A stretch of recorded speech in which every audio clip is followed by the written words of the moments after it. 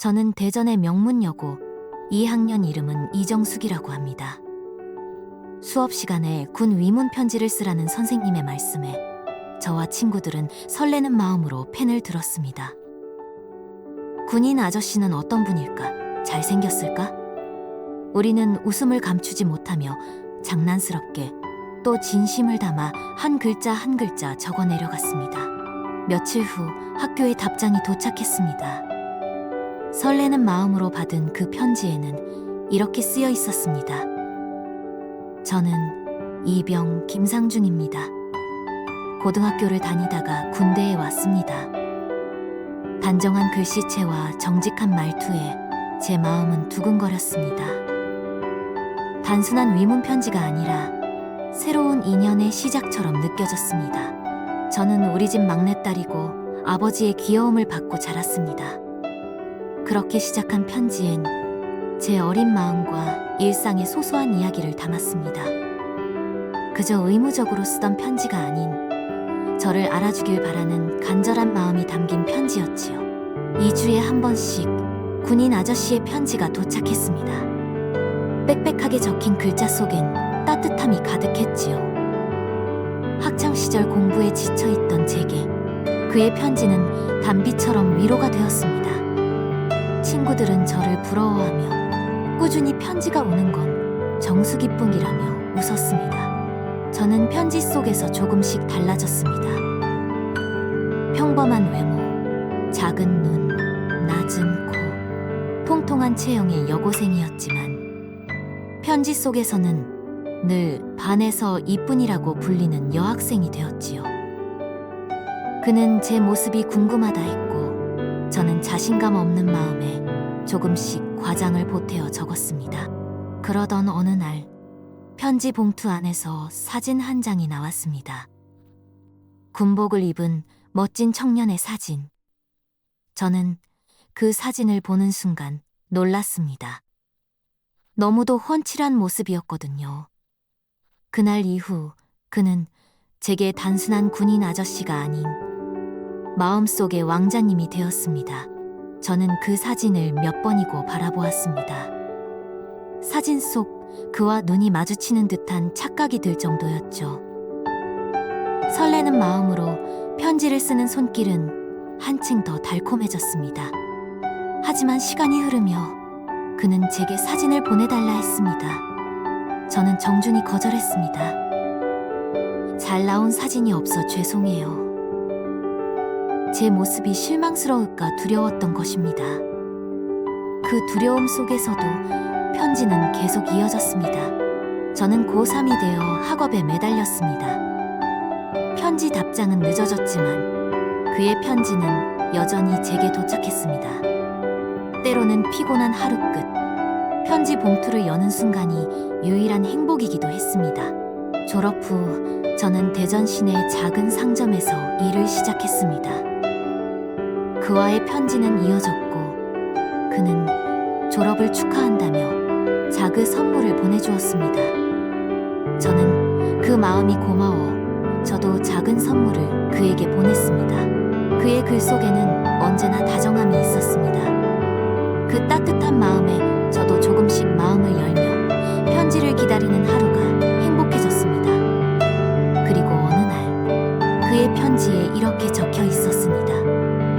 저녁을 했습니다. 이제 직접 정승양을 뵙고 싶습니다. 대전역 앞 독일빵집에서 오후 2시에 기다리겠습니다. 제 가슴은 벅찬 설렘으로 뛰기 시작했습니다. 그는 고백했습니다. 사실 그때 보낸 사진은 제 것이 아니라 동기의 사진이었어요. 제 얼굴을 보면 정승양이 편지를 안 보낼까봐. 저는 웃으며 말했습니다. 저도요. 제 외모가 평범해 실망하실까봐 조금 꾸며서 썼어요. 우린 서로 닮은 듯한 모습에 웃음을 멈출 수 없었습니다. 낮은 코, 작은 눈, 통통한 체형. 마치 친남매처럼 닮아 보였고 마음도 오랫동안 이어온 편지로 이미 깊이 이어져 있었습니다. 우리는 처음 만났음에도 오랜 벗처럼 대화를 이어갔습니다. 시간은 훌쩍 흘렀고 저는 아버지의 엄하심을 핑계로 먼저 자리에서 일어나야 했습니다. 다음에는 제가 서울 큰아버지 댁에 올라가면 다시 만나요. 그렇게 약속을 남기고 헤어졌습니다. 왕자님이라 여겼던 그는 이제 친오빠처럼 다정한 상중오빠가 되었습니다. 한 달 뒤 저는 서울 큰아버지 댁에 올라갔고 상중오빠는 저를 남산타워로 데려갔습니다. 서울 전경은 반짝였고 그의 곁에서 바라보는 도시는 더욱 특별해 보였습니다. 정숙량은 뭘 제일 좋아해요? 라는 질문에 저는 웃으며 전 통닭이 제일 좋아요 라고 했습니다. 오빠도 크게 웃으며 종로의 유명한 통닭집으로 데려갔습니다. 오빠가 통닭 다리를 뜯어 제게 건네는 순간 마치 제 또 다른 모습이 웃고 있는 것 같아 신기했습니다. 그날 오빠는 집안의 과수원으로 저를 데려갔습니다. 배나무 가득한 풍경 앞에서 저는 감탄을 금치 못했습니다. 제가 제일 좋아하는 과인 과일이 배예요. 제 말에 오빠는 마치 운명처럼 환하게 웃었습니다. 그러나 현실은 녹록지 않았습니다. 과수원 일은 고되었고 게다가 시아버님은 친구들에게 담보로 돈을 빌려주신 상태였습니다. 빚이 우리 앞에 큰 산처럼 놓여 있었습니다. 저는 오래 고민했습니다. 그리고 새로운 길을 제안했습니다. 오빠, 우리 친정아버지가 하시는 고깃집 비법을 가져와 과수원에서 해보면 어떨까요? 배와 고기 모두 사람들이 좋아할 거예요. 우리는 과수원에 평상을 놓고 친정아버지의 갈비 양념으로 고기를 구웠습니다. 과수원 갈비라는 이름으로 새로운 장사가 시작되었습니다. 처음엔 마을 사람들이 이게 될까 반신반의했지만 곧 입소문이 퍼지기 시작했습니다. 주말이 되면 손님이 몰려들어 줄을 서야 했습니다. 기다리다 돌아가는 사람도 많았습니다. 우리는 정신없이 분주했지만 기쁨 속에서 하루하루를 보냈습니다. 과수원은 더 이상 힘든 노동의 상징이 아니라 희망의 공간이 되었습니다. 몇 년의 고된 노력이 결실을 맺었습니다. 과수원 갈비집 덕분에 시아버님의 빚을 모두 갚을 수 있었지요. 우리는 더 이상 빚에 쫓기지 않았고 안도의 한숨이 웃음으로 바뀌었습니다. 그때 상중 오빠가 말했습니다. 정수가, 이제 우리만 잘 먹고 잘 살면 안 돼. 여유가 생겼으니 어려운 아이들을 도와야지. 그 말에 저는 고개를 끄덕였습니다. 우리는 배와 갈비를 챙겨 고아원으로 향했습니다. 아이들에게 배를 나눠주고 숯불 위에 고기를 구워주었습니다. 아이들은 눈이 반짝이며 웃었고 그 웃음이 우리의 가장 큰 보상이 되었습니다. 그렇게 한 달에 한 번씩 열해가 넘도록 발걸음을 이어갔습니다. 시간이 흐르며 우리는 아들과 딸을 낳았습니다. 아들은 장난감 총을 들고 충성을 외치며 군인의 꿈을 키웠고 딸은 작은 공책에 시를 쓰며 글을 좋아했습니다. 아이들이 자라나는 모습을 보는 것은 더 큰 기쁨이었습니다. 아들은 결국 육군사관학교에 들어갔습니다. 늠름하게 거수경례를 하는 아들을 보며 우리는 감격의 눈시울을 붉혔습니다. 그의 뒷모습은 처음 편지를 주고받던 그 군인 아저씨의 모습과 겹쳐 보였습니다. 딸은 글쓰기를 좋아하더니 결국 방송국 작가가 되었습니다. 어린 시절 책상 앞에서 시를 쓰던 소녀가 이제는 수많은 사람들의 이야기를 기록하는 어른이 된 것입니다. 부모로서 이보다 더 큰 자랑은 없었습니다. 세월은 빠르게 흘렀습니다.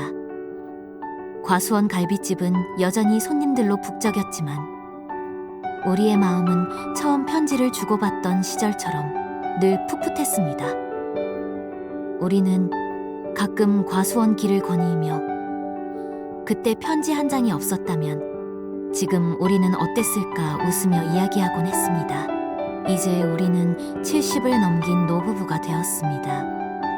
과수원도 갈비집도 하지 않지만 옛날 편지를 꺼내 읽으며 웃습니다.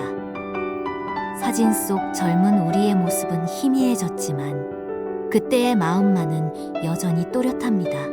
우리는 말합니다. 그때 위문 편지 한 장이 우리의 운명을 바꿨다. 장난 반 진심 반으로 썼던 그 글씨들이 인생의 가장 큰 축복이 될 줄은 몰랐습니다. 노을이 지는 저녁, 우리는 평상에 앉아 지난날을 회상합니다. 땀 흘리며 배밭을 가꾸던 날들, 손님들이 줄 서 있던 주말들, 아이들의 웃음과 고아원 아이들의 환한 얼굴들, 모두가 한 편의 긴 영화처럼 스쳐갑니다. 저는 반에서 이뿐이라고 불려요. 그때의 작은 거짓말이 이렇게 큰 행복으로 이어질 줄은 정말 몰랐습니다. 위문 편지 한 장이 씨앗이 되어 평생을 함께한 사랑과 가정을 이루게 된 것.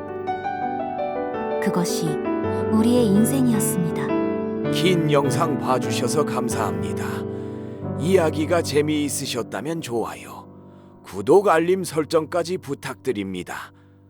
언제나 여러분과 함께하는 노을빛 라디오.